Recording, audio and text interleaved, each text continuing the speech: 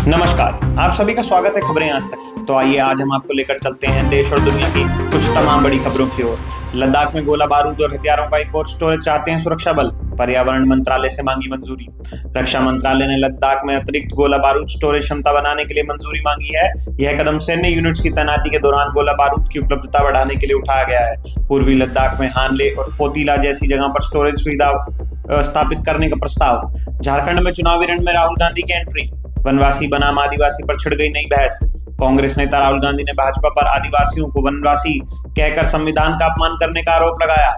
राहुल गांधी ने कहा कि भाजपा आदिवासियों की जमीन छीनना चाहती है। उन्होंने कांग्रेस की सरकार बनने पर आदिवासियों के हितों की रक्षा करने का वादा किया। पीएम ई ड्राइव से इलेक्ट्रिक वाहनों में बिक्री में उछाल। चार्जिंग इंफ्रास्ट्रक्चर बढ़ाने पर जोर। भारत में इलेक्ट्रिक वाहनों को बढ़ावा देने के लिए केंद्र सरकार की पीएम ई ड्राइव योजना के तहत ईवी की बिक्री में काफी बढ़ोतरी देखी जा रही है। इस योजना के माध्यम से 2024 से 2025 तक 5,71,411 से ज्यादा इलेक्ट्रिकल टू व्हीलर और 31,501 से ज्यादा इलेक्ट्रिकल थ्री व्हीलर्स की बिक्री का अनुमान है। ओबीसी का नाम सुनते ही चिढ़ जाती है। पीएम मोदी ने क्यों किया अंबेडकर के पंचतीरथ का जिक्र। पीएम मोदी ने कहा जम्मू कश्मीर विधानसभा में कांग्रेस और उसके साथियों ने आर्टिकल 370 को फिर से बहाल करने का प्रस्ताव दिया है। अलगाववादी आतंकी संगठन और पाकिस्तान 370 का रोना रोते रहते हैं। जितनी भारत विरोधी ताकतें हैं सबके सब 370 का समर्थन करते हैं और वही कांग्रेस की भी भाषा है।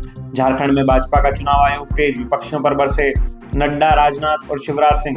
जाने क्या कहा। झारखंड में विधानसभा चुनाव 2 चरणों में कराए जाने हैं। इसके तहत पहले चरण में 13 नवंबर को 43 सीटों पर वोट डाले गए।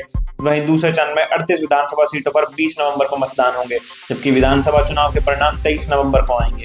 कांग्रेस के घोषणा पत्र पर बीजेपी को किस बात पर आपत्ति, क्यों किया साइलेंट पीरियड का जिक्र। भाजपा नेता संबित पात्रा ने कांग्रेस पर झारखंड चुनाव में आचार संहिता के उल्लंघन का आरोप लगाया है। पात्रा ने कहा कि कांग्रेस ने चुनाव प्रचार पर लगी रोक के दौरान घोषणा पत्र जारी कर नियमों का उल्लंघन किया है। उन्होंने चुनाव आयोग से कांग्रेस के खिलाफ कार्रवाई की मांग की।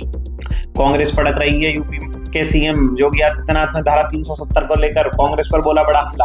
उत्तर प्रदेश के मुख्यमंत्री योगी आदित्यनाथ ने महाराष्ट्र चुनावों से पहले महायुति की जीत के लिए बुधवार को कई रैलियां की।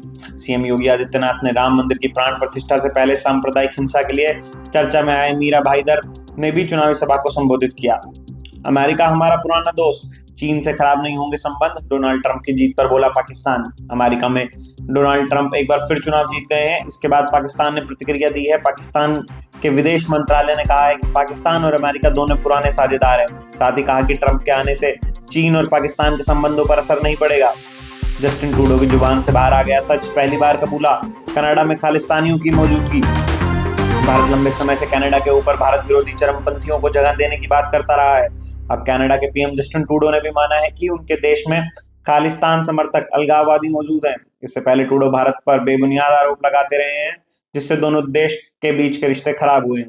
भारत की मिसाइल टेक्नोलॉजी देख टेंशन में पाकिस्तानी एक्सपर्ट, कर दी बड़ी भविष्यवाणी।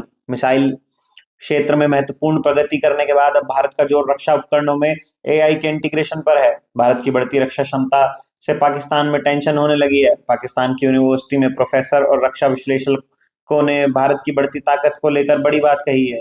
पंच, नेक्सॉन और कर्व के दम पर टाटा भर रही उड़ान। सफारी की सेल 55% बढ़ी। टिगोर की सबसे कम बिक्री। बीते अक्टूबर महीने में टाटा मोटर्स की सबसे ज्यादा बिकने वाली कार पंच थी। वहीं कर्व भी धीरे धीरे रफ्तार पकड़ रही है। टाटा सफारी की बिक्री में सालाना रूप से सबसे ज्यादा बढ़ोतरी हुई है। वहीं टिगोर सेडान टाटा मोटर्स की सबसे कम बिकने वाली कार है। तिलक वर्मा का नाबाद शतक। भारत ने साउथ अफ्रीका के खिलाफ बनाया सबसे बड़ा टी20 स्कोर। साउथ अफ्रीका के खिलाफ टी20 मैच में तिलक वर्मा ने धमाकेदार बल्लेबाजी करते हुए करियर का दूसरा शतक जमाया। दिल्ली नोएडा में सुबह से शाम तक धुंध की चादर। पारा भी गिरा, 400 पार पहुंचा एक्यूआई। दिल्ली एनसीआर में सुबह से ही घने कोहरे और स्मोक की चादर छाई रही, जिससे दृश्यता कम हो गई और तापमान में गिरावट दर्ज की गई। मौसम विभाग के अनुसार आने वाले दिनों में भी मौसम ऐसा ही बना रहेगा। प्रदूषण के स्तर में भी वृद्धि हुई है, जिससे वायु गुणवत्ता सूचांक 400 के पार पहुंच गया है। देश और दुनिया की ऐसी ही बड़ी खबरें जानने के लिए हमारे साथ जुड़े रहें और देखते रहें खबरें आज तक।